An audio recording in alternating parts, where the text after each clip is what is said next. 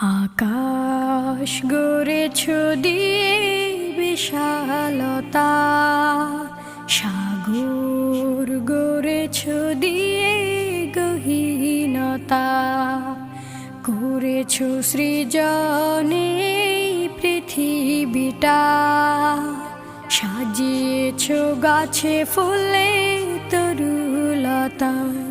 ও আমার মালিক, তোমার উপমা তুমি একা। ও আমার মালিক, তোমার উপমা তুমি একা। দিয়েছ